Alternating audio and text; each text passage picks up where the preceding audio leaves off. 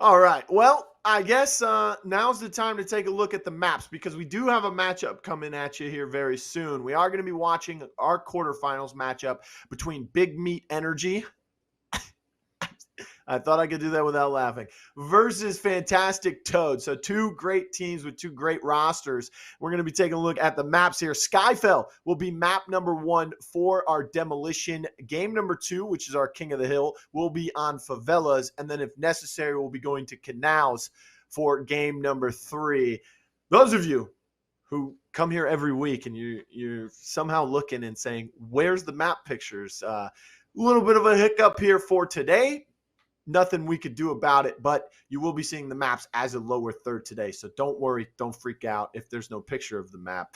We'll still let you know, and you'll still be able to know where we're going and where these teams will be playing and battling it out for these matches today. So let's talk about Big Meat Energy and Fantastic Toad Rome. Two great teams with some decent rosters that are coming out today. For Big Meat Energy, we've got Frosty, Sensei Laz, or Galaxy Haitian, who has changed his in-game name to Free Sith or Free Scythe. Someone's going to have to correct me. I know I said that wrong. One of those is probably right. And then, of course, one of the 3 players that we were talking about behind the scenes from today, because there's been a return of 3 big players, Gringo Jr., Highlight, and Lonnie. Now, Lonnie was on TSO Did It. That was the name of their team. They're no longer in the tournament. We can talk about them later if we get the chance. And Highlight on Forcible Cobra. I'm sure we'll talk about them in a little bit, like I've mentioned before. But let's talk about Big Meat Energy picking up Gringo Jr. because most of the times when we see Gringo Jr. in the past, in these large tournaments, the 8Ks and the earlier 10Ks that he played in, we normally have seen him play Vi. And that's when Demolition was either the only game mode or the biggest of that and Strikeout at the time. And we've only seen Gringo play anything other than Vi, maybe less than a handful of games, right? So what is going through Gringo's mind? What can he do to make an instant impact if he's not able to play Vi here today? He's just got to instantly adapt. I've already seen a little bit of their gameplay today, and he was playing the Dahlia. So already on a rogue that we haven't really seen him play that much in competitive, if at all. So I'm really excited to see what Gringo's going to bring to this team. You know, Gringo and Laz, they just got picked up by this team. Before Frosty and Galaxy Haitian, they were playing with Cell, and that last player that they had was Tay. They had Cell and Tay were their last 2 players, but they replaced those 2 players with Gringo Jr. and Laz. Now, Gringo Jr. and Laz, they are good friends. They've been playing together for a long time. They like pub stomping together, things like that. So it's going to be cool to see Gringo and Laz coming into this team. Now, they are a quote-unquote duo, if you'd like to call them that now. So it's going to be cool to see how they fit in with this squad that's already Galaxy and Frosty. Now, Frosty is their IGL. He likes to make those play calls and things like that. Gringo, we've known him for being a very, very, very good listener in the past. He was on a team with Bobster, Cool, and guess what? When you got Bobster and Cool sitting here calling things out, you don't really have a whole lot of say in what to do. You just got to go and follow up with your gun, and that's what Gringo was best at, and he did it amazingly. So it's going to be great to see if he's going to be able to fit in with this team. I like the fit, honestly. I think it's going to be a great fit, so we'll see how he's going to play. He's an extremely smart player. We'll see if they're going to be able to make it work in this first week together.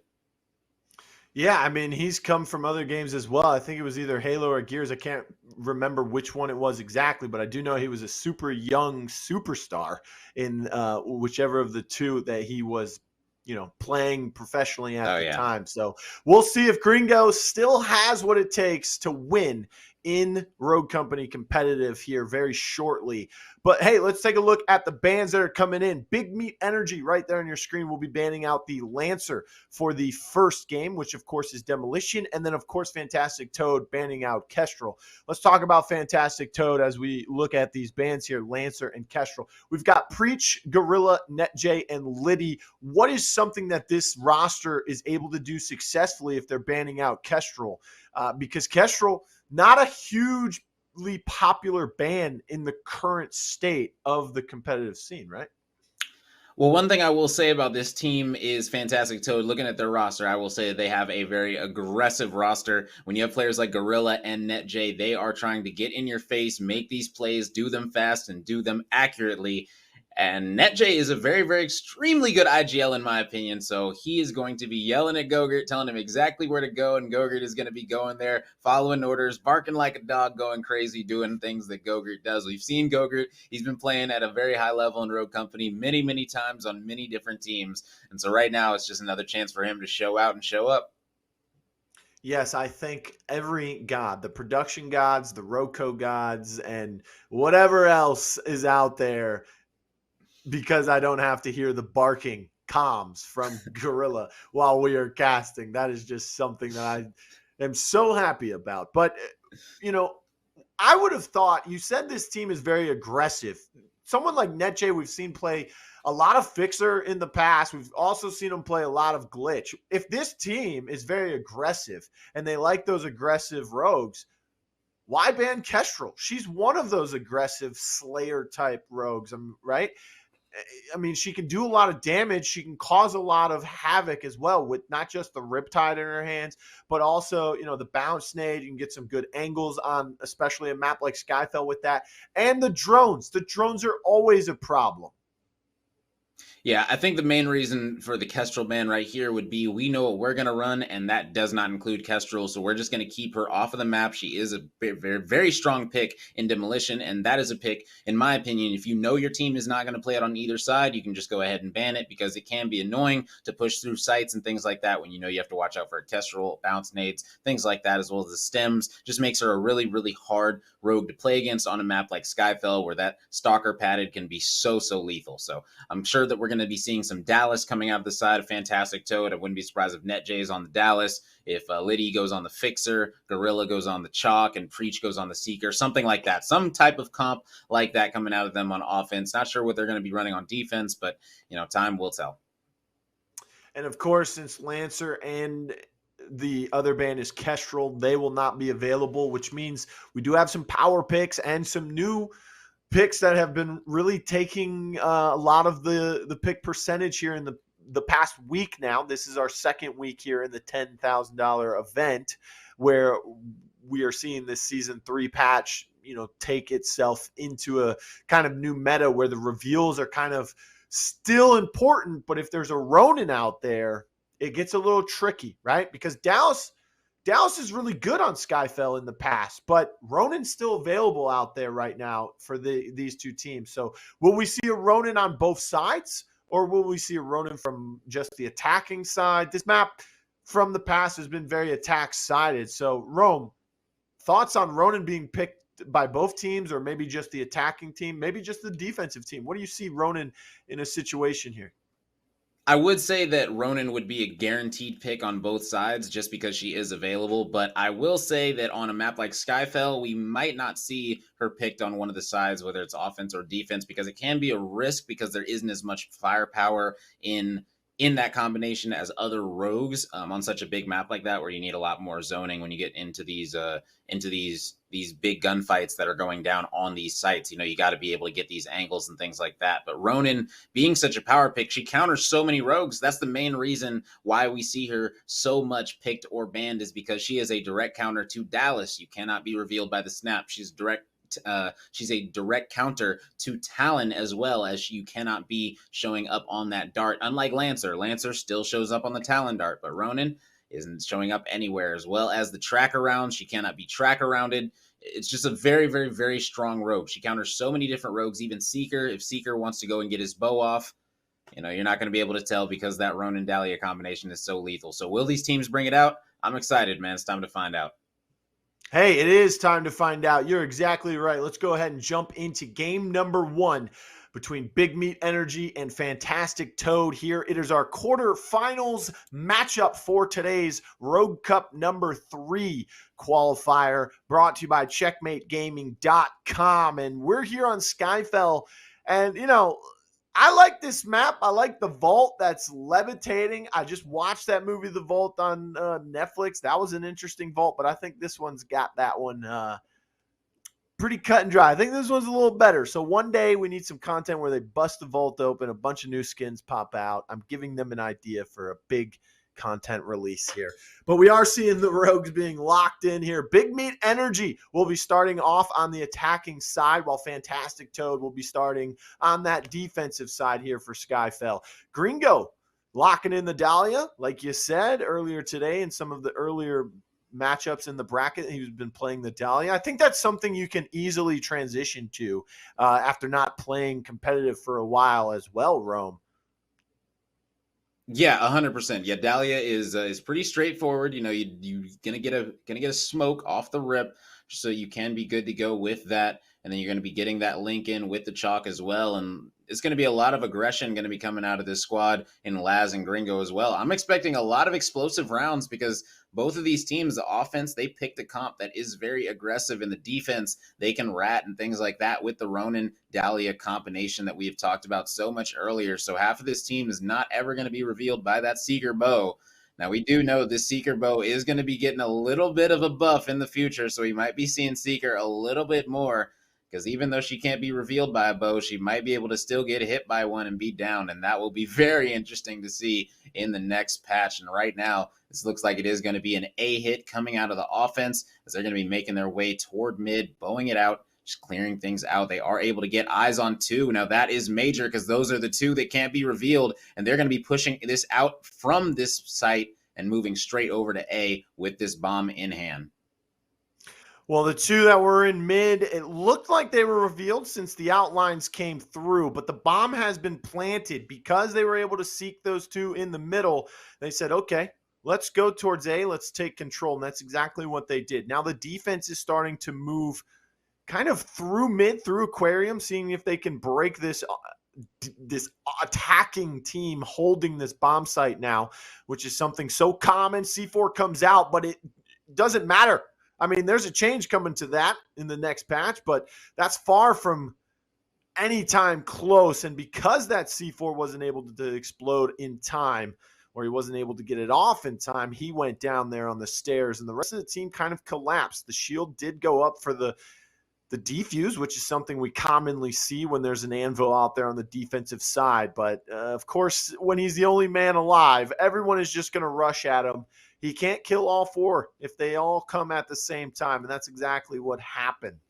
1-0. Big Meat Energy, well, they're putting the big numbers on the scoreboard so far as they lead. Dropping in here for round number 2. They will land on the B site, all four this time. Smoke looks like it's coming out from the Dahlia, and that will be on the doorway towards Lambo. Just watching mid as well. Bomb going down very quickly. That is one of the quickest plants on Skyfell that we have seen. And you can see on the map that most of the resources, or most of the players from Fantastic Toad, kind of push themselves towards that A site. So they were very committed towards the A. They didn't want to give it up like they did in the pistol round, but a good read from Big Meat Energy says they're probably going to use a lot of their resources on the A site. Let's just go straight to B. That's what happened. Gorilla finds one with a grenade and another with the ballistic knife, but he also downs himself with it as well. Shield goes up, and they do not have shredder rounds online just yet. So, of course, that shield will do its job to the fullest, and the shield allows them to defuse. It's 1-1.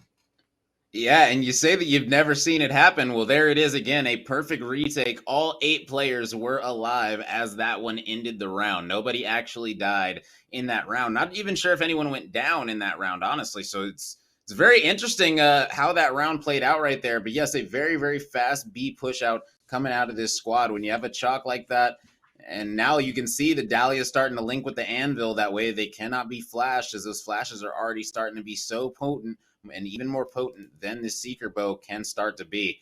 So already we're seeing the links being switched up and the bombs being planted yet again in the exact same spot. All 4 are up. This is the exact same situation, Blue. What is this squad going to do differently? Well, they're going to have to find a way to get rid of that shield. They don't have an incend on their side as well. That's another reason why we usually see Dallas a lot on this map, not just because of his reveal, but he can bring that incend in case the anvil shield comes out, which of course cannot stop the incend from spreading around it. We do have a gunfight right on top of the bomb here, and Preach is able to kill his own teammate with a grenade. Free Scythe will, of course, finish him off and take out another member with a C4. And then everything else fell apart for the defenders as well. I don't think taking out your own teammate with a grenade really helped the defense out there, Rome. Yeah, most definitely did not. That is going to hurt them a little bit. I will say this though, NetJ does have to play his life. He does need to stay alive as long as possible. He is that anvil. He is the entire shield. So if they're going to be playing for a retake, he just has to play for his life when he's rotating back. That time he did get caught out on the cross.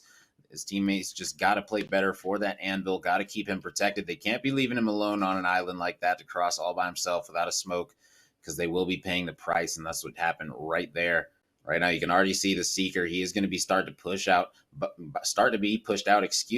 this Ronin in this A side. But Sensei, Laz, and Frosty, they're going to be pushing out from this B side into middle, and they're going to be taking out 2 players already, and they're going to be going right back to this B side now to take control of this bad boy. And all that is left now is Gogurt on the Ronin. He initially had eyes on the Seeker, but sadly, the Seeker was able to reveal those players in mid. They pushed out the mid, and then they went right back into B, killed that final player, and left Gogurt all alone at this A site.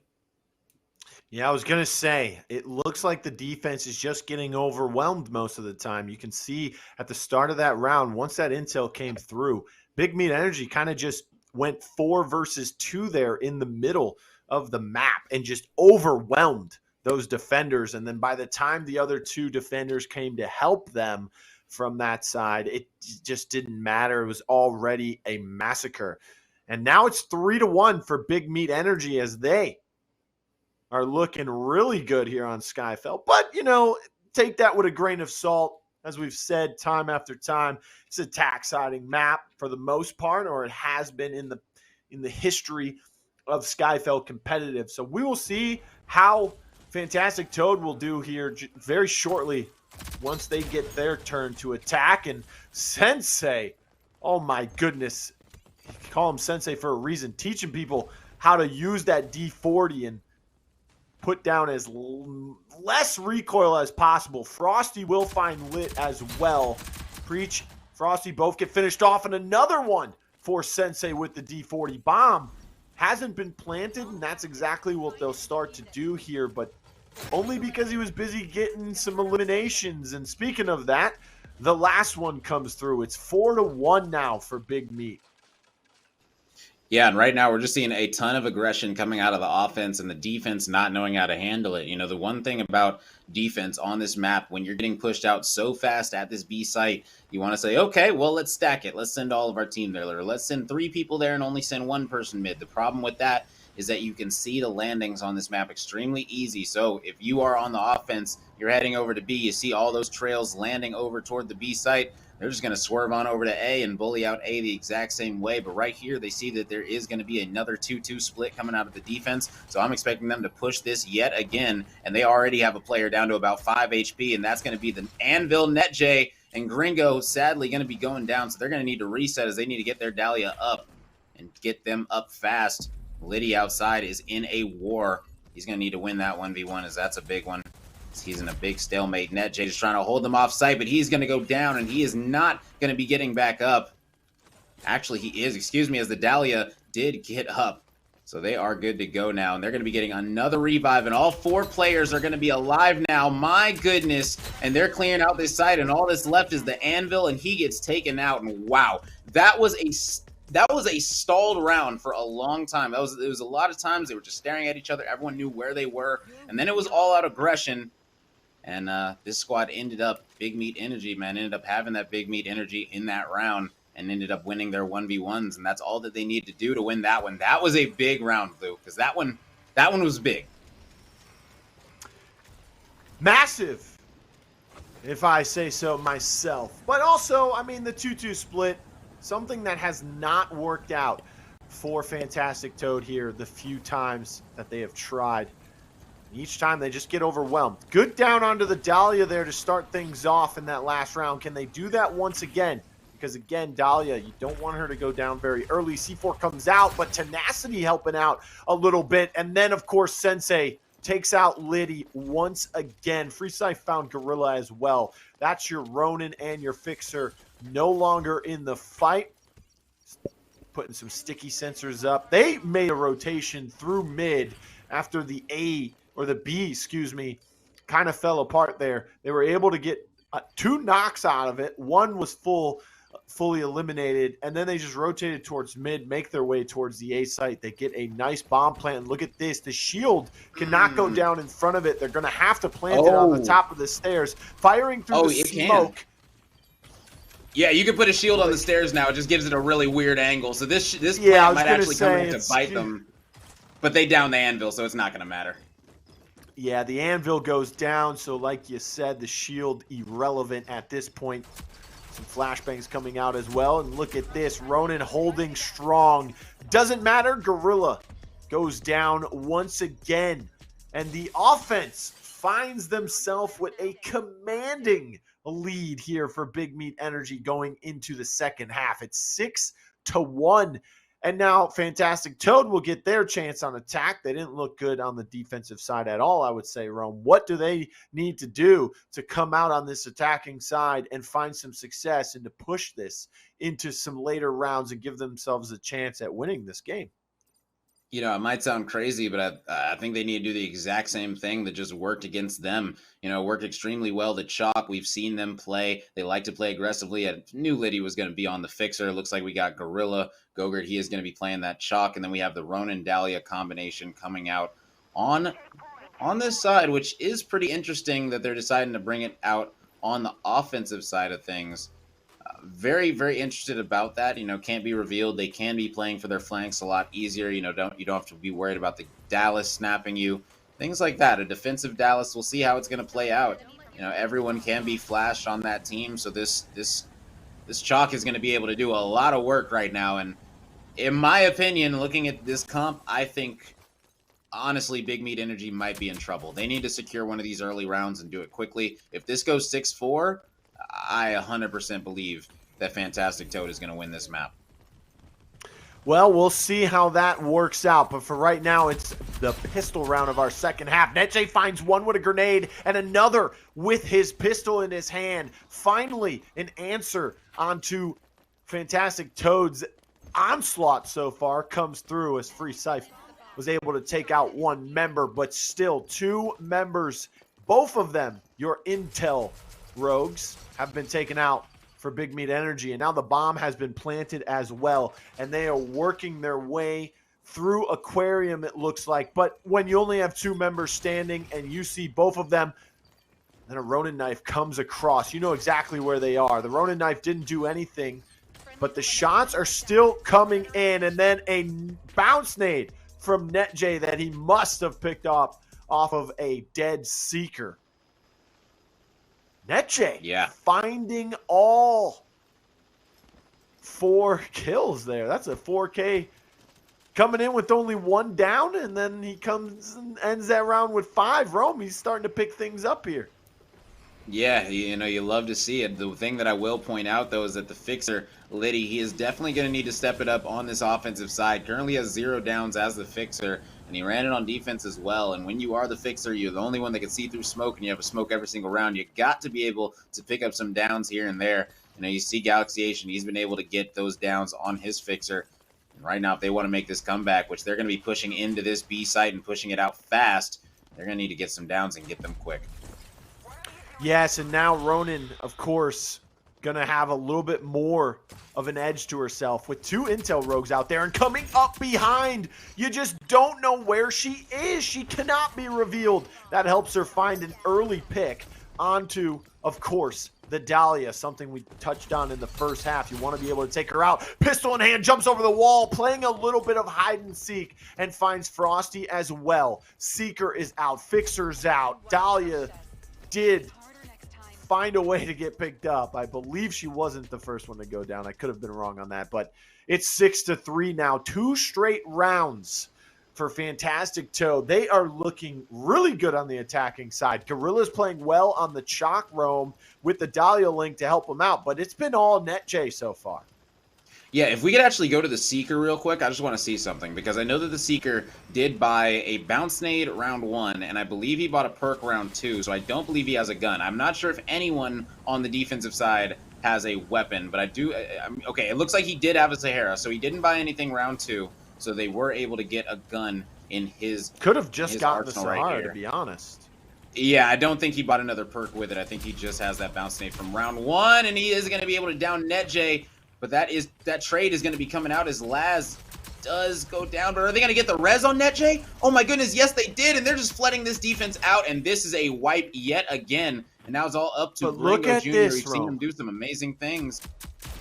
Rome, the most important piece to that big play there was Gorilla finding his way behind them. His name's Gorilla. Chalk beats on his chest and gets extra health like a gorilla and just runs past them in mid, gets behind them so that they can secure that NetJ revive. It did come through. Dahlia is also alive with her, but it's a Dahlia only on the other side for the defense. The bomb still has not been planted. Reason being, it's out there in the open because Chalk had it. NetJ on the prowl. Preach picks up the bomb, and now, oh my goodness, Gringo tried to find the double there in order to give his team that round, but instead, NetJ is able to help his teammate out. The double peak proves to be effective, and now it's 6-4. All right, now I don't want to say that I called it, but it is 6-4 now, and I said if it goes 6-4, I 100% feel like Fantastic Toad is going to win this map, and that is exactly how I'm feeling right now. This offense is doing exactly to the defense what the defense did to them, and the defense did not pick a good enough comp to counteract what they did to them, so it's going to be a lot harder for them to win 2 rounds than it would be for the other team to win 1, which is all they would have needed to do. And right now, this Dallas is going to need to do something a lot more important than what he's doing. And they're going to be flooding out to the middle yet again, snapping on the Dallas. And there he goes down again, not able to contribute at all. And that's just terrible coming out of the defense. If you are a fan of this defensive team, oh my goodness, NetJ has 1 HP from that grenade. This Chalk's going to be pushing, jumping, hip firing, vibing out. And they're going to go plant this bomb in this 4v3 now, trying to make this thing work. Yes, I was going to say, this Chalk, he's going berserk. He's raging up at the perfect moments, it seems, each and every round. This team continues to find some success, and NetJ finds Gringo with a frag grenade once again. Now the Ronin ballistic knife gets thrown out, and Shot can Fixer find the shots he needs to connect here? The answer, no. It is 6-5. You did say, Rome, if this goes 6-4, you expect Fantastic Toad to win it out, and they are on that path for the time being. They have not lost a single round here. You go back to our first half, they only won 1 round on defense, and it looks like if this pace continues, that would be enough. Yeah, exactly. If you're able to do something so good on offense, on the final side that you know that the other side cannot counter, then you're going to be good to go. And the biggest issue that I see with this defense is the Dallas. You know, instead of Dallas, you should have had an Anvil right here. That way that you have some type of threat for a retake. Other than that, you have to play for the kills on defense. And, you know, with the Dallas, that's extremely hard. You know, you don't have a trench there where you can have trophies. You don't have, there's so many other options that you could have had instead of the Dallas on this defensive side. It's really coming back to bite this team. But hey, look, when you're up 6-1, you feel confident, you make some silly decisions in the rogue choice selection, and then it comes back to bite you, because then you get in a situation like this. You're down, you're up 6-5. You have to win this round or else you're in a 6-6 situation. You have no anvil, 30 seconds left to retake this bomb site, and all 4 players are up with nothing else to push with. That is the situation that they're going to be in every round. Well, all 8 members are alive here in this round still, but the bomb is a little over halfway through its process, and, well, you got to get there before it goes off, and Ronin just continues with a double from the KA-30 in his hands. Frosty did find 1, and he's able to get what looks like, oh, he wasn't able to get the revive. He's going to use his bow, but Dahlia pops out from the window and finishes him off with a couple shots. The bomb explodes as well. We have ourselves a tied game at 6 apiece. Oh, yeah. Yeah, this is a sweaty one, and now you got to figure out how to win a round if you're on the defense. You got to figure out how to win a round, period, because you have to throw something weird at them. You realize, okay, we've done our normal play 5 times in a row. They've beaten us 5 times in a row. we got to throw something weird at them. I don't know what it's going to be. I don't know if it's going to be a zip play. I don't know what type of things they're going to do on this defensive side, but you got to pull something out, and you got to pull it out fast. Because right now, this offensive team, they don't even have any intel. They're just literally running at them. And that's the issue when you go no intel, is you have to have a one-track mind. And when you have a chalk leading the way, it makes it a lot easier. And that flash coming out, able to flash everyone guaranteed in the back. You don't have to worry about anything. And right here, they're just hunting out these players in the middle. They said, you know what? Anyone wants to be here, that's fine. I'm going straight through the smoke. I'm going to beam you, and that's going to be it for you. And now they got a 4v2 situation yet again, and they're going to be up 7-6. My goodness, they were able to get that revive. But, man, a 4v3 situation looks like they're going to most likely go up 7-6. Nothing is guaranteed, but they're about to plant the bomb, and now they're in a 4v3. So an even better situation than last round.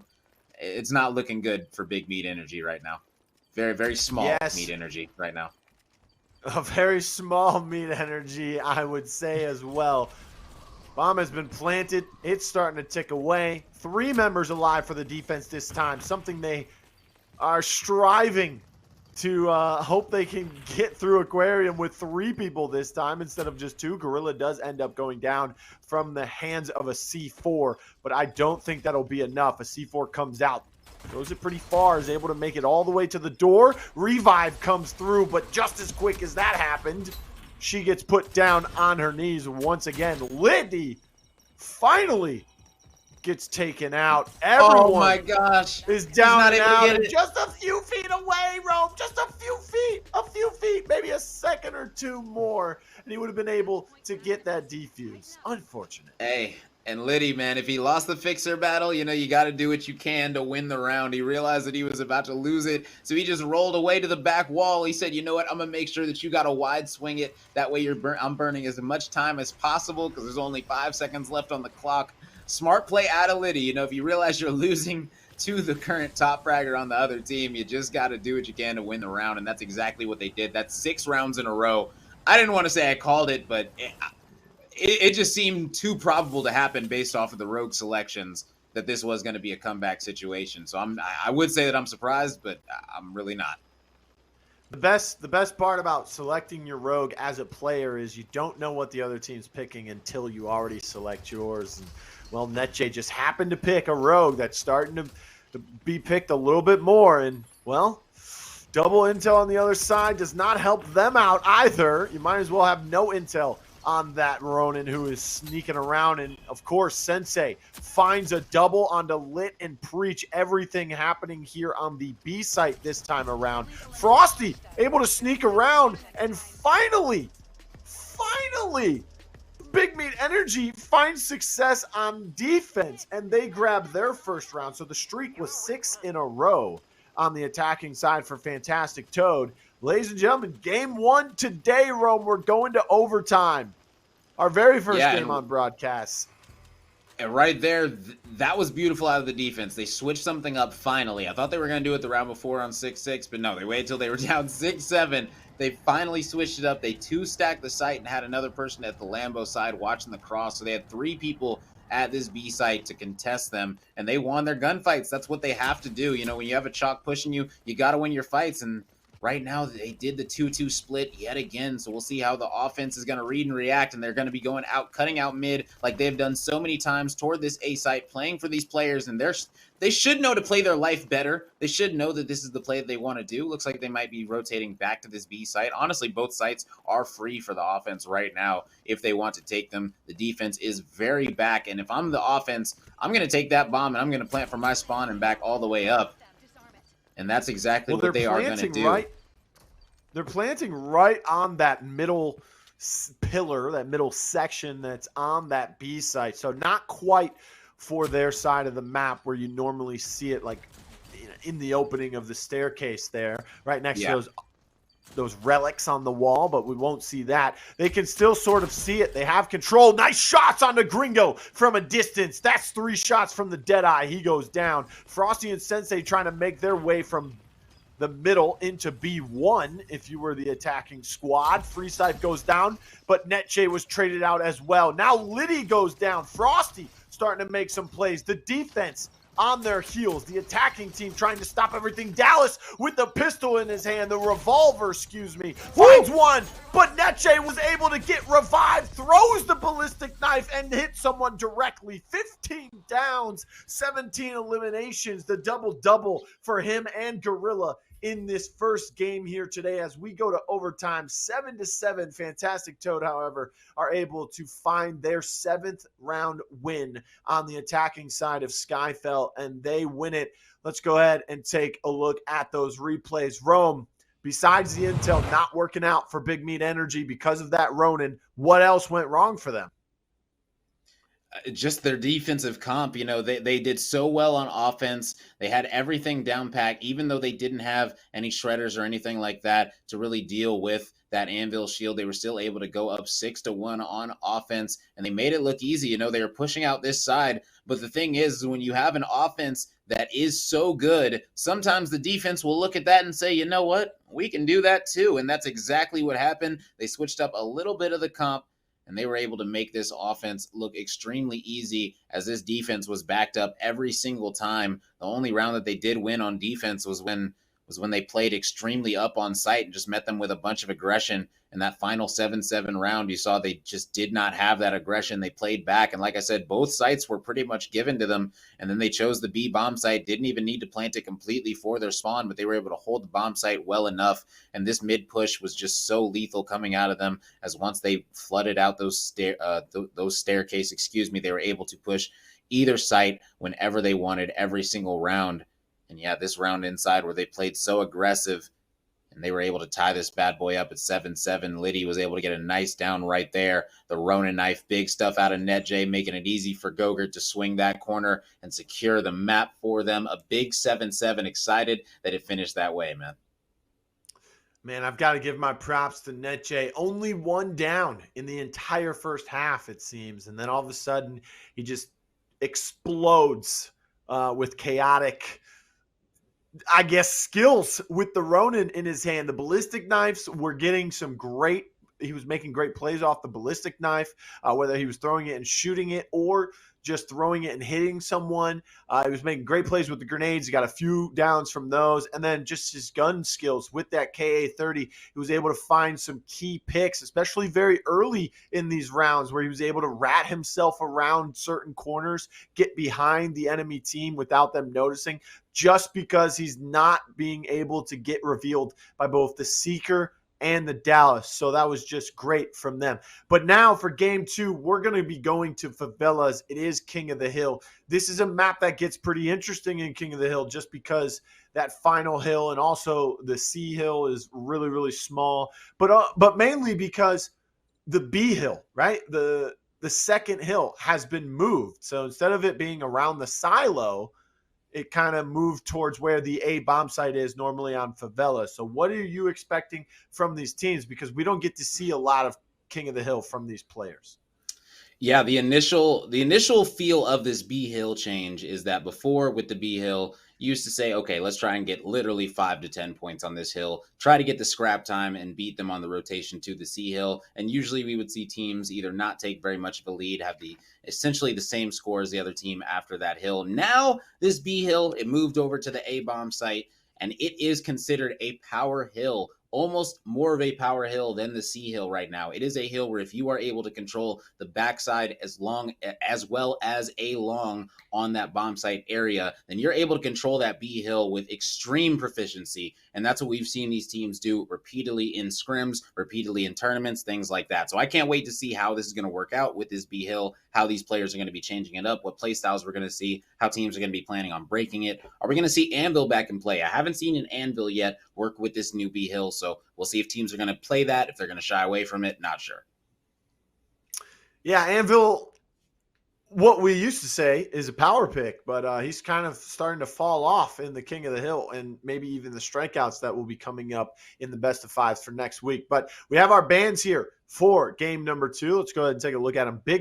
We just talked about Anvil, and he is not available. So maybe Anvil is starting to make his rise once again in the King of the Hills, for Favelas at least, because he gets banned out by Big Meat Energy. And Fantastic Toad, they're going to ban out the Lancer once again. This is a pretty big map, so 14 seconds of quick and quiet, even in a respawn, she can kind of get behind you and cause some havoc. We've seen things where a padded steps Talon on King of the Hill favelas from Nash has proved to be pretty devastating from behind, right? So Lancer will not be available. And of course, the Anvil, which we were, you just said you wanted to see it. Well, you jinxed it. Cast or curse there, Rome, okay? Because now it's banned. So now that we know those are out of the question, what are you expecting to see here? Are we expecting to see something else that can kind of hunker down on the point? Maybe a Mac? We've seen that a few times. We've seen Mac Dahlia, maybe even a Scorch. We'll probably definitely see a Chalk in there. It's going to be cool. Maybe even a Kestrel. We did see it banned last time, so Kestrel might be coming out. Fixer, definitely going to be seeing that on both sides. I would expect Liddy to run that on one side, and I would I believe that it was Galaxy to run it on the other side for that squad. Either way, it's going to be a lot of power picks. Not exactly sure what's going to be. There's also Vi that is available. Vi extremely good at zoning on this map. Not exactly sure how she's going to work out with this newbie hill, things like that. If it's going to be easier, if it's going to be harder, we'll see with Vi. We're learning just like these players are. It's going to be awesome to watch. I can't personally wait. It's going to be fun. Yeah, that's something we were talking about earlier as well. Gringo, what is he going to play in the King of the Hill? He can play Vi. That's still a valuable power pick, people would say, in the King of the Hill or in any respawn for that matter. But at the same time, he was playing Dahlia in demo. Even if Dahlia comes out, it hasn't been as successful in the respawns, right?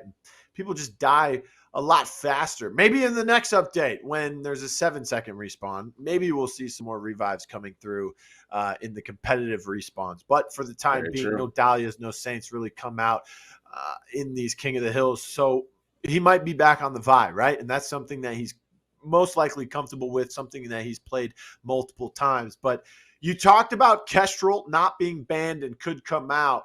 We saw, I almost said Big Meat Energy. We saw Fantastic Toad ban it out. Is there someone on Big Meat Energy who poses a large threat as a Kestrel player? I don't really see a specific Kestrel player. I do know that Kestrel is a pretty overall easier champ to play if you're looking at the difficulty skill of champions. So I'm not exactly sure if it's a personal pick that they're saying, you know what, we're going to ban this because you're so good at it. They might just say, we're not going to play it, so we don't want to play against one because it is such a good character that, almost everyone that is pretty good in competitive can pick up Kestrel and, do pretty decent with it, as that ultimate is extremely good, the Riptide extremely good, as well as the Stims and the Bounce Nade. So it's really going to be about this character choice from here on out. Not sure exactly why it was banned, but we'll find out. We'll see if it works out for them. It worked out in map 1, so let's see if it's going to work out in map 2. Yes, we will see indeed. Coming up very shortly is game number 2 between Big Meat Energy and Fantastic Toad. And don't think I didn't just hear what you just said. And I hope everyone else watching at home heard this as well. That's right, ladies and gentlemen. Rome said Kestrel is an easy character for noobs because it can do anyone can pull up and do successful with her. So blame Rome. That's what he said. Paraphrasing. Let's go ahead and get into the game and see if Kestrel is going to get picked and if she's going to wreak havoc. Because there are Kestrels out there that can wreak havoc. I can name a few off the top of the head, but we're flying into favelas. Let's see if we're going to add to that list here. Let's see if Gringo is going to be pulling out the Vi or if he pulls something else out. Maybe he'll pull the Dahlia out and say, you know what, guys, we could be the only team that runs a successful Dahlia in respawn. We'll see how it goes. Yeah, and now the Dima is being covered. Let's go, Gorilla! Yeah, Gogurt. If anyone's going to pull it out, it would be him.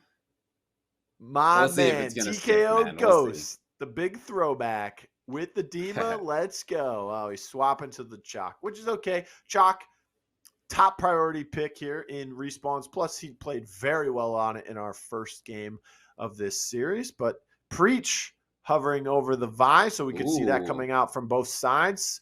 Maybe the Dima is still going to come out. It will. NetJ locks that in. Oh, man. It seems like he's had his coffee. He's a big coffee drinker, and he doesn't play well if he doesn't drink it from what I've seen and been told. It looks like he is spicing things up today. He goes Ronin, goes insane with it. Now he's bringing out the Dima. Cannot wait to see this. You know what the good thing about this is that he might bring out the KA-30 because that's what he used with Ronin. So maybe he's just feeling it with the KA-30 today. We will see that being paired with a Vi, Kestrel, and Chalk. And on the other side, 3 of the same, being Chalk, Kestrel, Vi, and then, of course, their spice pick will be Scorch. So Scorch and Dima, the only differences between these two teams. Which of these compositions you like and more, and why? I mean, you know that I'm going to like the one with the more meta pick, so I'm going to obviously go with the Scorch over the Dima. But according to you, I believe Dima is undefeated in competitive Rogue Company when we've been watching in these 10Ks. Is that correct? I think so. Okay, so we'll see. We'll see if that will hold true or if it will not. Wait, Dima's undefeated on windward respawns in 10Ks, okay? Oh, so it's not just overall he's undefeated. Well, he's only been picked on windward mostly, so. Ah, okay. Well, I guess we get to see him for the first time. For the first time on Favelas, and it looks like they are going to be losing out on this first point, so hopefully I'll tell you one it will thing, work out better. Yeah. Rome, 3 members of Fantastic Toad just died instantly. None of them were Dima. So he's got that going for him so far. But sneaking up from behind, of course, is Liddy on that Kestrel. He finds 1. Drones come out, but there is no one there to accept them. So they will just have to smack the ground for no reason. And now Gringo getting taken out. Preach and NetJ get taken out by Scythe. Scythe, for those of you who don't know, that is actually Galaxy Haitian. So if you've seen him play or you've watched some broadcasts of ours in the past and you've seen Galaxy Haitian's name, that's him. Just changed it in the game for the time being. Little stall. Look at this. Respecting each other. The objective's not even here anymore. Yeah, this is pointless pointless ego. Oh, look at this. He won the fight. Players. Yeah, and you can't lose those ones if you are Galaxy Haitian, but Gogurt, yeah, but he also took like 75% of his health before Chalk even started shooting. But I will say this, it doesn't really matter because his team is up 70 points. They already have this B hill that we've been calling a somewhat of a power pick, a power hill, excuse me. At least that's what I've called it from what I have seen. If you're able to keep control of this top side, you're going to be farming. And you already see Gringo back on that patented Vi skin that he made famous with that STK squad. And he is right back on the Vi, feeling comfortable. And they have not dropped 1 point yet. And they're up 90. They held that entire B hill. Like I said, instead of that B hill, you move it 10 feet over and it changes the entire aspect of the hill itself and how you're able to hold it. You'll love to see Rogue Company editing these things. If you're able to hold that hill as a squad, it's going to be paying off extremely good dividends for you. And right now, this Kestrel going to be trying to get back to this spawn, getting control of this seaside. Man, I wanted the 150 to 0, Rome. I wanted the complete shutout, first time ever. But at 108, they started scoring points. Still a 100-point lead. Yeah, they're shutting out. I wouldn't say they're shut out. Rome, you got to chill, man. All right? This Dima slander will not survive for any longer, okay? It will not be tolerated, ladies and gentlemen. No more Dima slander, okay? Hey, I hope Gandhi's watching. Delete every character except for Dima. Then everyone has to play Dima. Yeah, Dima NetJ, only though, LPM. That would be interesting. NetJ and Liddy kind of going crazy for that little small window into this first round so far. They're starting to pick up the slack. However, they have scored about 30 points now and only allowed their opponent to score 1. But it's still a substantial lead here for Big Meat Energy as an Incen and drones come out, hopping up and down over that wall, trying to get a little bit of hip fire going, but nothing's working out. 5 seconds remaining on that third hill. Already setting up for the fourth one is Big Meat Energy. They have control of what looks like the entire soccer field for the time being. They've got someone posted on cinder blocks to the left. Someone is behind the statue. And then they have one person bouncing back and forth between the two, kind of in the middle. Liddy trying to find his way back towards where he was fighting initially. But Gringo Jr. on that character we said we most likely will see him playing, a power pick, Vi. And he is continuing to dominate. Finds one, finds another onto Preach there. Finally, with the pistol, takes out Liddy, but Gorilla is able to return fire onto Gringo very shortly after. And it's 127 to 60. Rome, things are still not looking as great here for Fantastic Toad in round one. Yeah, Fantastic Toad definitely needs to step it up right here. But honestly, Gringo is just going massive for this other squad right there. He is going to go down, sadly. You are going to see this Dima, the Merv launcher, going to be coming out. Not going to be able to connect onto anyone, sadly. And Preach going to try to match Gringo's vibe. But right now, only 5 points away. We're only 5 seconds away from the sudden death. So it's going to end right here. We're going to need to see a 90-point comeback. And I don't think that's going to happen, as I'm not sure we've ever seen that happen in this fashion. And we're going to a second round with the side of Big Meat Energy up 1-0. I mean, they would only need 86 points to win that, but who's counting? You know, quick maths, 145 to 60. They only need to get to 146 if they were to try and win that one. But at that point, I mean, I think it's safe to say to the rest of your team, guys, let this one go. We can win the next round. We can force the overtime here. We started off really bad because we were losing 108 to 0 to start things off. So let's just pick it up, get a better hill 1 and 2, possibly even a hill 3 as well. That way we have a better amount of points to go into that final hill with. We don't have to fight as hard. That might be what the game plan was, but for the time being, it is not looking that way as well. Comes around the corner, raged up, didn't matter. They started shooting first. The Dima Merv launcher comes out. That does do some damage. It'll also reveal his enemy. He did down that person, but then after that, everything kind of fell apart. Sif with another double on a Preach and NetJ. Can he find a third one? Sensei Laz could. And Sif did find a third one on the Lit. That's a triple form. That's a full team wipe. It is 29 to 0 and still counting up for Big Meat Energy to start off round number 2. Yeah, the exact same thing that happened in the last round happened in this round.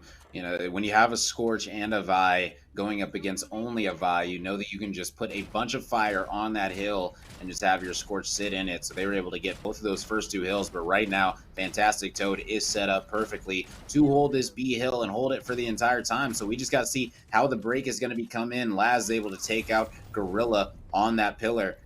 And now he's just going to be pushing directly into the site. They're not worried about clearing out the backside. They're going to be able to take out one on the site. Now they got to clear out the rest if they want to get control of this bad boy, as the pinch is coming in on those players in the back right now. You can see the players all flooding in from up top where they are spawning. And this Scorch is just able to chill on that site simply because she could just stand in the fire. Now able to actually regen her health in that fire as well. That was something that did get changed in the game before. Scorch wasn't able to regen her HP inside that fire, but now she can heal on up and be ready to go for that next fight. So it's even more lethal for this Scorch. And right now, Gogurt trying to do what he can to get this scrap time. And you see they're fighting from the bad side. So that when you're fighting on that B hill from the bad side, the best you can really do is contest for as long as you can. And they finally were able to pick up about 35 seconds on this second hill, heading over to this final power hill, which is going to be the C hill before that fourth and last hill. Right now, man, we are going to see NetJ rotating on up. That Merv launcher is almost ready, so we can stay on with him, as that's going to be really big to break this site right here. But he's going to get taken out, sadly. The Sensei Laz is waiting for him. And right now, Preach is going to be met by somebody in the back. That's a nice molly coming out. As he is going to be taking out that player as well. So up 50 on this C hill right now. And Big Meat Energy definitely having that right now. And I'm glad you touched on fighting from the bad side for that B site, because that was something I was going to try and get you to talk about. You know, with that B site being repositioned, about 20 feet behind where it used to be with the silo, which side is the better side? And what do you need to do to be able to break into that hill if you don't have control of it? Yeah, the best way to break that B hill is to fight from up top. So where the first hill is, that up top area, if you push out the backside spawn, you want to control that back parking lot area. Whoever controls that back parking lot, you'll always spawn at the parking lot, and you can always immediately look directly over that hill site. So you're able to help out your team the second that you get back up. Now, once these spawns change, and 2 more seconds gets added to that respawn timer, it'll be very interesting to see how teams are going to be fighting for spawns, because that death timer is not going to be as friendly. You are going to be spawning out a lot more often when that does happen. And right now they are on this final hill, and it is a war that is starting, and I'm ready for the bloodbath.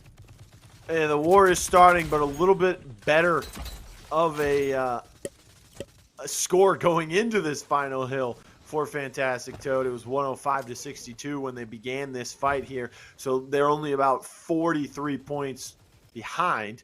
Also, I was going to touch on this, the fact that, Sensei playing the chalk for the side of Big Meat Energy, still using the D40C, but taking full advantage of that buy one, get one is a Gorilla for the time being. He came out with a shotgun this time around.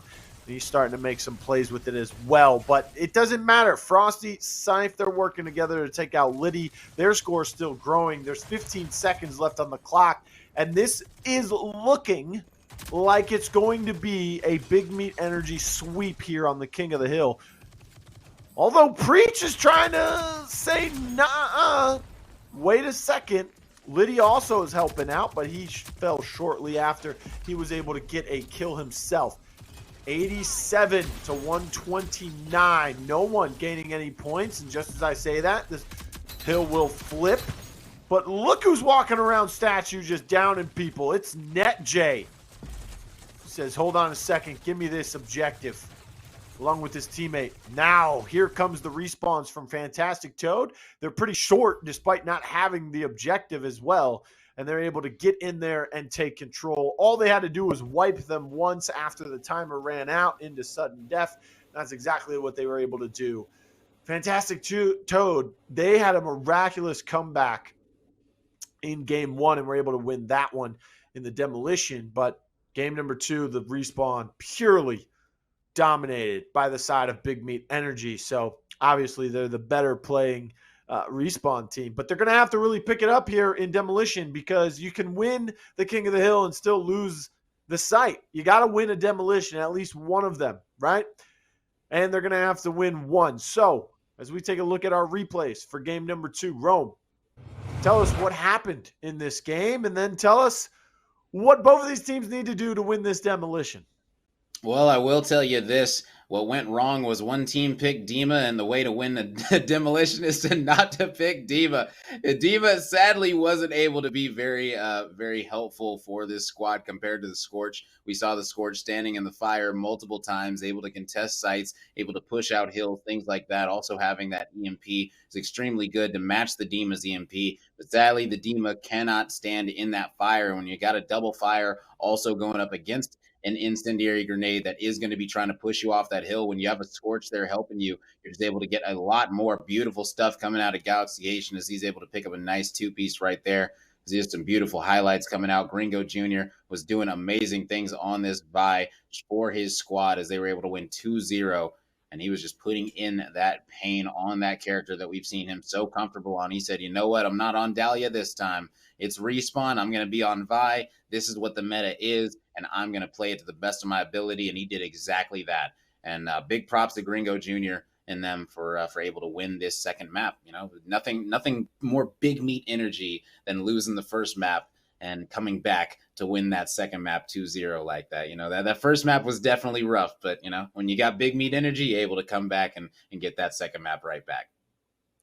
Well, I mean, the energy that is circulating around everything happening so far tonight is the fact that it's the last qualifier. So these teams are literally fighting in their last chance to gain as many points as they can. We're in a quarterfinal matchup, and it's our first one on broadcast today, and already we've seen a 7-7 in a demolition, and now we're going to see a game 3. So, I mean, there's no other perfect way to end this unless it's another 7-7 with a 1v1 in that final round, and it comes down to the last bullet from each member. But we'll see how that goes. We're going to A new map. It's Canals. Glitch has been widely popularized in the picks and bans for this map. Are you expecting either of these teams to either bring it out or ban it? Because we know NetJ is a massive Glitch player.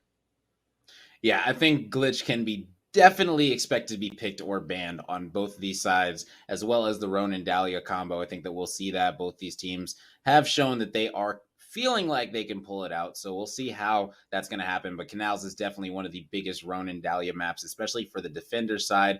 Even on the offense, it is big because if you know you're going to be banning Glitch and the defense is going to be relying on sensor darts from Seeker or Talon darts from that Talon, you know that they are not going to be able to reveal you if you're Ronin and Dahlia. Plus, you have the extra smokes on both of them. Plus the grenades for, lethal abilities, pushing out things, good stuff.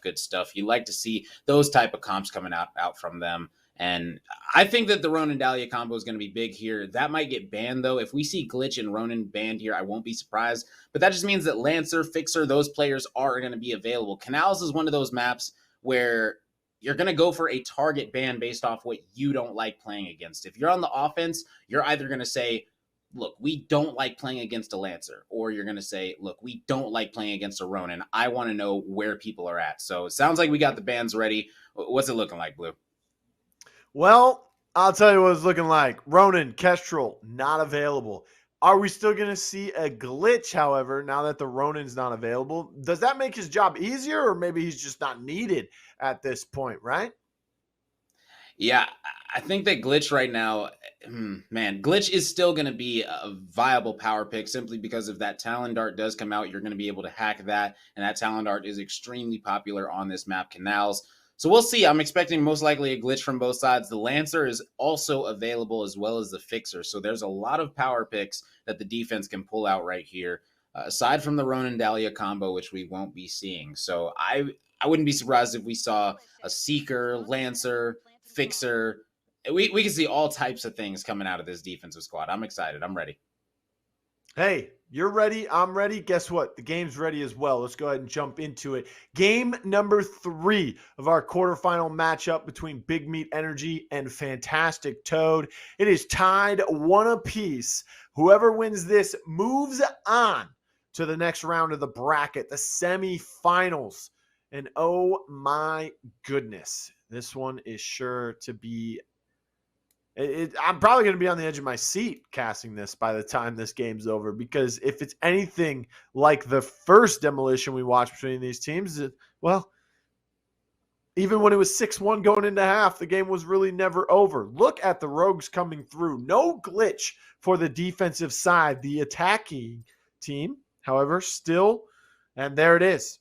Frosty bringing out the Glitch. They were hovering over that Talon, but they said, you know what? Bring out the Glitch. They have a Dahlia, a Fixer, and a Chalk. On the other side for the defense, they have a pretty standard composition as well. They have a Talon, a Dahlia, a Fixer, and then, of course, the Anvil to come through as well.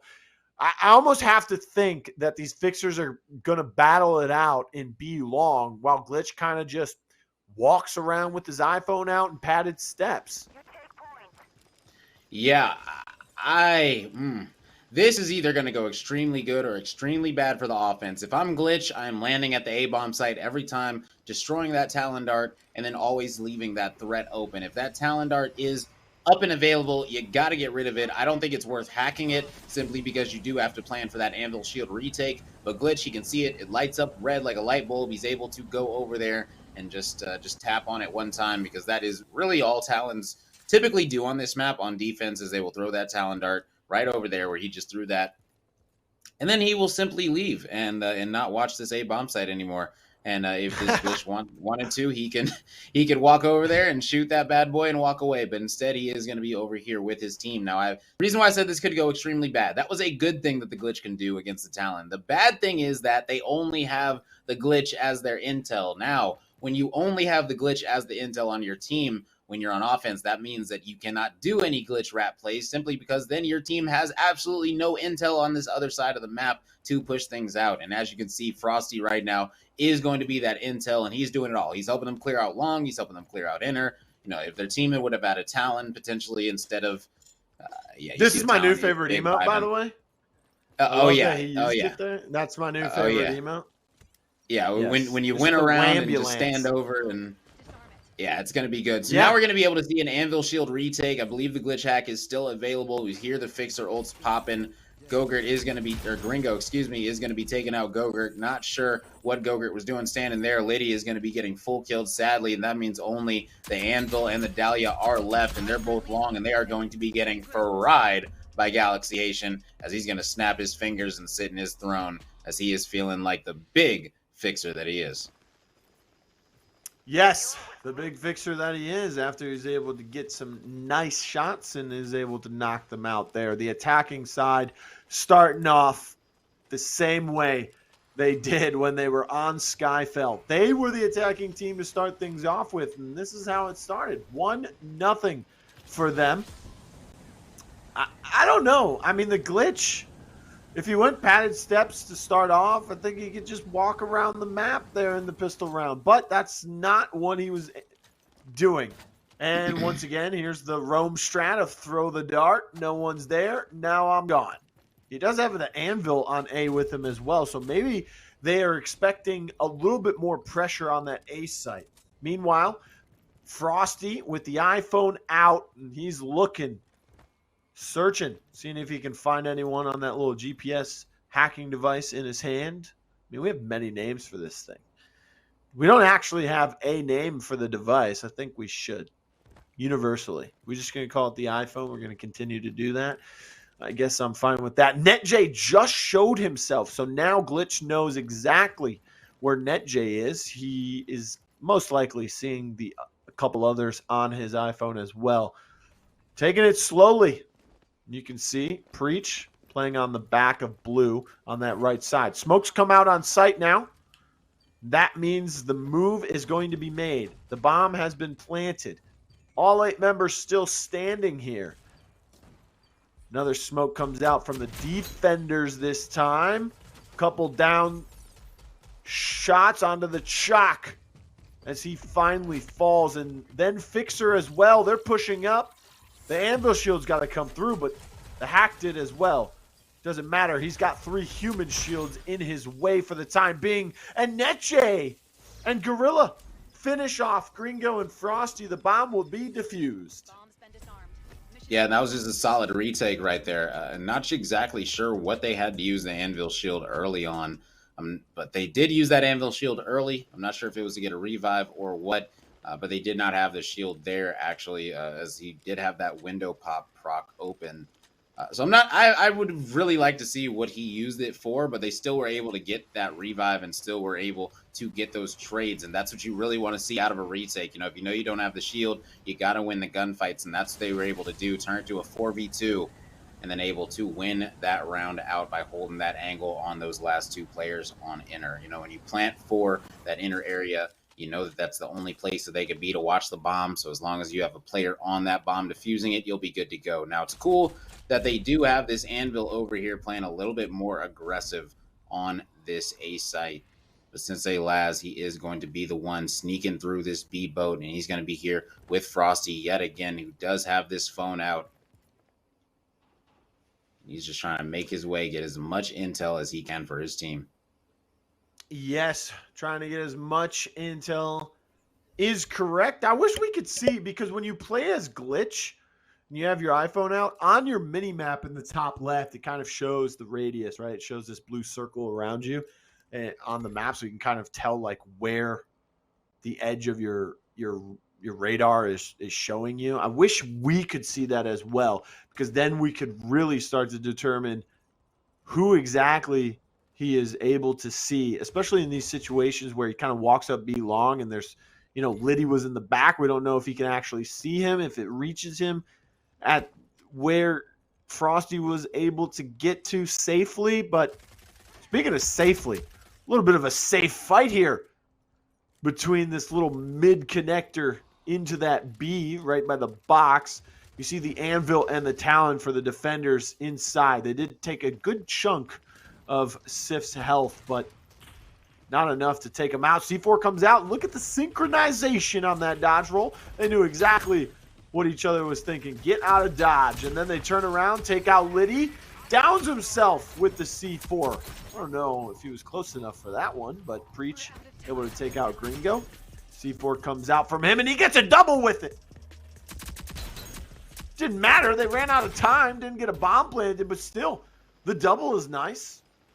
Oh, man, and that's just tragic. Not being able to plant the bomb there. I'm not sure what was stopping him from planting the bomb. It said that he did have the bomb in his hands. He wasn't down, and he was standing on the site. So I don't know what happened to where he did not get that bomb planted, but if you're Sensei Laz there with the bomb, you got to put that bad boy down. Got to get it planted for your team. And that right there is not what you want to see. There was 20 seconds left, and they decided to do their push at 20 seconds. And when you do that, you saw the C4s coming out. That stalled it up for a little bit, made them all change up. They were first going to do a mid to A play. That got caught off just by the C4, made them scared to push up. And man, that was just a nice play out of the defense right there. Just not exactly sure why the offense didn't plant the bomb, but we hopefully will see that get fixed in this next round. As right now, Gogurt is going to be playing pretty ratted up this time, along with his anvil in inner, and they got a couple of trophies in that bad boy as well. A couple of trophies in there indeed. Those are going to be pretty massive if they can stop the first wave of util, especially the smokes, right? Because if you can't get your smokes down on canals, well, I don't think you're going to get a very successful or a very easy bomb plant. I mean, there's no easy bomb plant normally, but smokes do make it a little bit safer from what we mostly know. And smokes coming out in that mid connector. Glitch gets taken out. NetJ, that's a double for him. Big anvil on the prowl with the big maw in his hand. I think someone's chasing him. They might have given up, which they have. Scythe gets taken out. Preach gets returned on by Gringo, who did pick up that LMPX off of a dead Talon or Glitch. One of the two. One man standing for Fantastic Toad on the defensive side. Bomb's been planted. At least it is the anvil. Doesn't have the shield available, however. It has been placed. He's just going to let the time run out from what I think. Maybe if he can get a nice little pick here, but they're showing themselves like Gringo was there, but they're able to get out of the way quick enough. He peeks himself through and gets taken out. I wouldn't have done that. That's extra money that you just gave away, but we're all tied up at 2 apiece.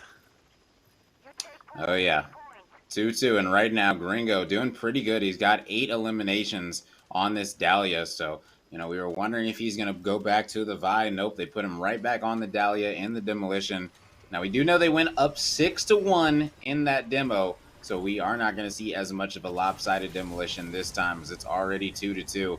But who knows, man? We might see another 7-7. This thing might go the distance, as these teams have shown that they are pretty evenly matched up right now. Any round could go any way for either team, which is something that you love to see. That Talon Dart's going to be getting tossed out. And this time you do see the Glitch heading over here this time to A. So oh, and there's the shield. That's where you put it. Okay, so the shield is going to be going down in mid, which is a very interesting strat. He's going to see that big old dart lit up, and he's going to go ahead and shoot that thing right now, not waste his hack on it.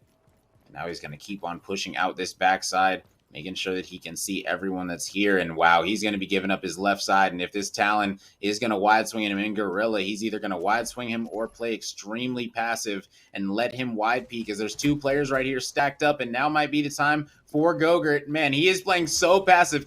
I would love to go to the Talon's POV, because he's going to literally decide this round. There he is. And there is Gogurt picking up a 2-piece on those players long. And that is 2 of the most important players, as the Glitch and the Dahlia. That is, yeah, but he's going to get a triple here. Players. He is going to possibly get a triple. I think he just flashed himself. Neche finds a double as well. All 4 members taken out in only 2 people doing the work here for the defenders, as they now take the lead for the first time in this game. Or excuse me, for the second time. They were up 2-1 there for a moment. But oh my goodness, NetJ, Gorilla, a double for each other. And like you said, Gorilla, he put the Talon puts the dart in the same spot. Okay, Glitch is going to see it. Glitch takes it out, but Glitch doesn't know. Gorilla's just chilling there. And Gorilla's patience is really what was successful for him, because if he would have popped out and killed Glitch, yeah, that's one. But he waited for the 2 and then waited a little bit longer as they were preoccupied. Oh yeah, he waited for that Dahlia to just not be ready, and once that Dahlia had fully committed too long, completely given up her side, that was exactly the time to start shooting. And you can see this offense, they said, you know what, didn't like that at all, wasn't able to clear out that backside as well as I wanted with that Glitch. And that is the thing about Glitch on this map, even with that bigger radius, it's still hard to clear out that backside of A. If you're in a 1v1 and there is a player on your radar and you are guessing that he's either at that orange area or that he is in that back ammo area, you really have to guess. And when you're stuck guessing as a Glitch, that's never what you want. And so that's why A on is such a hard thing to push as a Glitch if there is going to be somebody over there playing in the back. The main thing that you got to remember is that Talon Dart can be deleted from the map at any point in time. So right now that Talon Dart, I believe, was just put right over at A again. It's going to be living just fine. So they're going to know that Glitch is not over there simply because the Glitch did not go and destroy the Dart. Now, like I said, if I were the Glitch, I would be going over to A every single time and trying to destroy that Dart at least, and then rotating over to my team. That way that they have even less information and have to fully commit. And right now you see the trades already coming out as Frosty takes out NetJ, but that's the Dahlia in Preach going to be going down, and Gringo pushing long. He's going to need to win that one. Both Dahlias dropping. Now we got a 1v2. Yeah, both Dahlias dropping is massive, but what's more important is that the bomb was planted and the first person to go down was NetJ, so they didn't have that shield for the retake. Everything started to fall apart after that. I mean, look at the scores out here. Liddy on the Fixer, 1 down through 6 rounds. That is not what you need from your Fixer. You need him to be making plays. Look at the other side. You have Free Sif with 6 to his name alone. Only 2 on the assist side. There is 5 assists for Liddy, but he's just not able to finish these knocks with that Deadeye in his hand. He's got to step it up, especially on the defensive side. You got to be able to hold that B long as the Fixer, not have to depend on anyone to help you out there. Maybe you can get a Talon to help you out, but Talon's mainly on that A site there. Liddy is trading blows with Free Sif for the moment being, of course, in those early peaks at the beginning of the round, but he's going to back up, which the rest of his team will do so as well. Frosty, once again, playing the Glitch on the same side with the rest of his team, and now we have Gorilla kind of ratting in the middle, and you see Frosty backing up. They will notice that he's there. They're going to flashbang. That didn't bounce off that little window sill, so instead it's going to go all the way towards where the window you can jump through on the opponent's side. Gorilla comes through, is able to find one, but he gets finished off, and the rest of his team's going to flood into mid. Semtex still does not take out NetJ, but NetJ finds one, finishes off the other 2 as well. He has to use the rage from Sensei to get out. He still was not able to do so. And NetJ and Dahlia, being Preach, they work you out and find a way to finish off that round. 4-3 is the score line. And Fantastic Toad leading the way. Yeah, and that right there was all on Gogurt. They knew that Gogurt was playing in that middle area. Like you said, he was pushed up in the inner. And what they did is they just flew over into that window. And what he was able to do was get one player down and buy enough time for his teammates to come through that big door on the other side and get that full kill as well as his trades and the reses. And that's exactly what they did. And you saw the flash came out from that chalk, and that just wasn't going to do anything. From that Glitch, and that wasn't going to do anything on that anvil with that flash immunity. So, NetJ was able to hold it down inside of that mid, and they brought this thing to 4-3 now, able to take that 4-3 defensive lead. Now we'll get to see what they get to do on offense, but now they do have to go up against a Lancer. Now, Lancer can single-handedly take over this game. He currently has 3 downs. We'll see what that looks like at the end of this bad boy, but Lancer definitely on defense when you're going up against one intel, especially when all you got to watch out for is the sticky sensors and getting revealed by that bow. You're going to be feeling very, very good on this Lancer. So I'm expecting this Lancer to play extremely aggressive to get a lot of intel every single round on this defensive side. And it looks like she's already going to be going in the middle playing for a flank. Also working in a little bit of a weird spot is the Talon there. But of course, he's just seeing if anyone crosses from the A site to mid or vice versa. Scythe on that fixer once again. We do see Neche playing on the Seeker this time around. Smoke comes out. Bounce Snade to try and see if anyone is behind Propane. That would have possibly given him a hit marker off of that, but it didn't because no one's there. Speaking of where someone is, it's Sensei Last. He is now in his grave if he gets taken out. Gorilla finishes him off on the chalk. So he played very well on that in their first game. Finding some shots to connect from a distance with the pistol, and then turns around and finds Frosty as well. Chalk coming up huge for the side of Fantastic Toad here on Attack Canals, even in the pistol round. Can he find that last one? No, he cannot. Finally, he gets taken out. Liddy as well. Preach, however, did finish Gringo. Bomb ticking away. One member standing. Make that 0 member standing. Get a quick revive as well, Dahlia. Extra money in the bank. Oh, yeah, that was a big, big round from this offense. You know, pistol rounds are so important. Gorilla, he had no business winning that pistol fight against Frosty. I'm not sure how Frosty lost that one. But, you know, Gorilla, he was able to make it happen. And they were able to win that round because of it. And that was just a massive gunfight from him. If you want to win rounds, sometimes you just got to win those impossible gunfights. And that's what he was able to do right there. Frosty's going to wish that he could have that one back. I'm sure he's feeling like, man, if I win that gunfight, we most likely win the round, as that would have been a down chalk. And you would have been feeling extremely good. But now you got to go into this defensive round. And this Lancer is already going to be pushed up into this boat now. So we'll see if this Lancer is going to be able to make a play. But she already did decide to come back. So a little bit less aggressive move out of this Lancer, as it looks like it's going to be an A push coming out for this offensive side. Yeah, I mean, Neche also with 10 downs to his name already. He leads his squad in that department for the time being. They're going to be able to get a quick bomb plant. Semi-quick. I wouldn't say it was one of the fastest ones. But for an A site on Canals, that's pretty quick, especially where they're planting it. Normally, the quick ones you see right in the big doorway. This time, not so much. They went a little deeper next to the double stack box. Liddy takes out Gringo. Preach finds Scythe. Everything's starting to fall apart for this defensive big meat. There's now Sensei stuck in mid. Liddy finally finds a down, but he quickly gets shot in the back by Sensei. And just as I say, everything was starting to fall apart. Tides were turning, but it doesn't matter because Sensei's alone in mid and gets taken out. 6-3 now. Fantastic Toad lead. 2 more, and they move to the semifinals. Oh, yeah. Yeah, solid plays coming out of them right now. We're not able to see the Lancer be too effective on this defense so far. And right now, when you have that Talon and you're just putting that Talon Dart in that same exact place on the A site, you know the Lancer is most likely just going to have to sit in mid and try to go for a timing flank. And when you're able to play for a Lancer and play for her effectively, keep her out the game and not let her dictate anything, that's exactly how you want to play it. And right now, this defense is definitely going to need to switch something up. In my opinion, they got to use that Talon Dart more at B and just trust your instincts with this A site. Not commit to it as much, but it looks like Frosty might end up going for a flank. Not exactly sure what his game plan is going in there aggressively.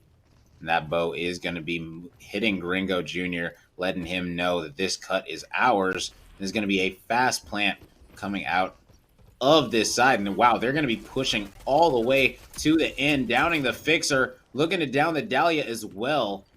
And it looks like they are going to try to get this revive on their teammate in Liddy, and they are able to do that. Now it's a 4v2, and all they got to do is take out the Lancer and the Talon.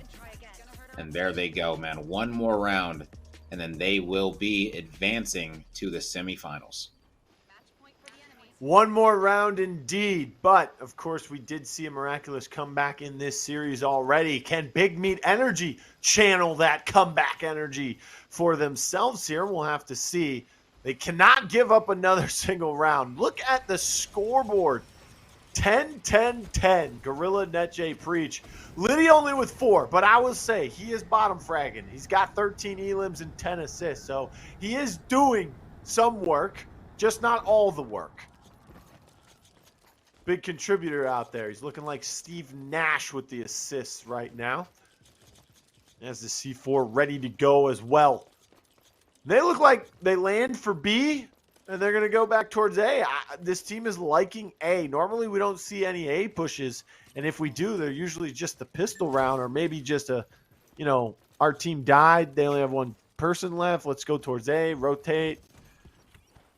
Smoke's coming out. They smoke that back orange, and then they smoke right on site, and then they plant the bomb on the box way in the deep part by that orange barrier. Gorilla sitting right on top of the bomb. Here comes the defense trying to make their way through. Gorilla kind of trapped between two people here. C4 comes out, but look at Gorilla. He says, I'm going to push, and they find 2 knocks because of it.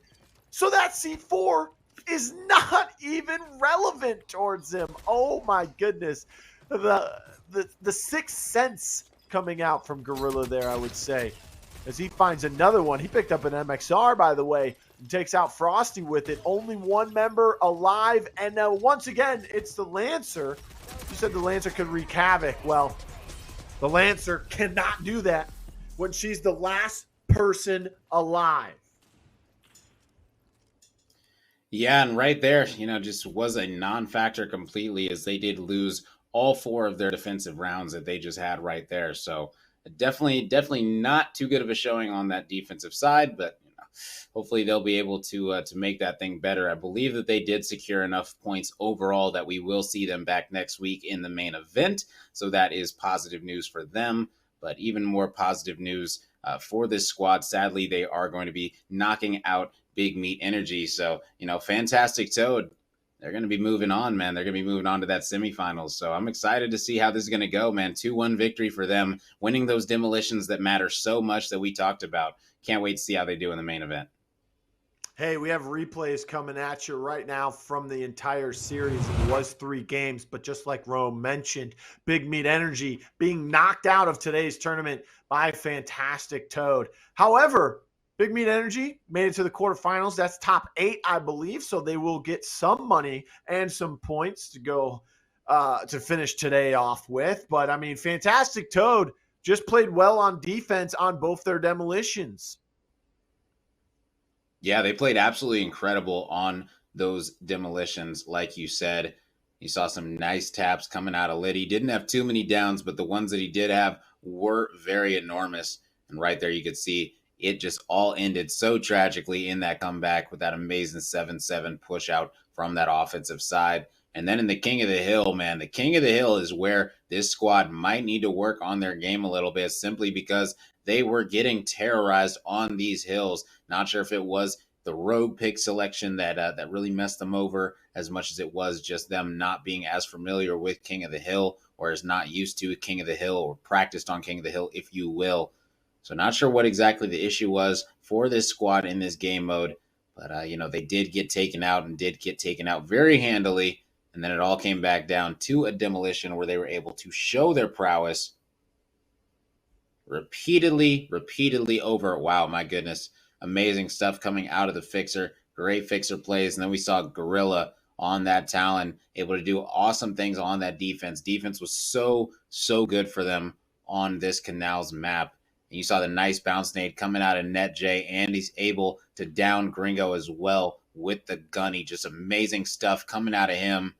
And that Lancer just not able to do it on the flank, sadly. And that's going to be all she wrote, man.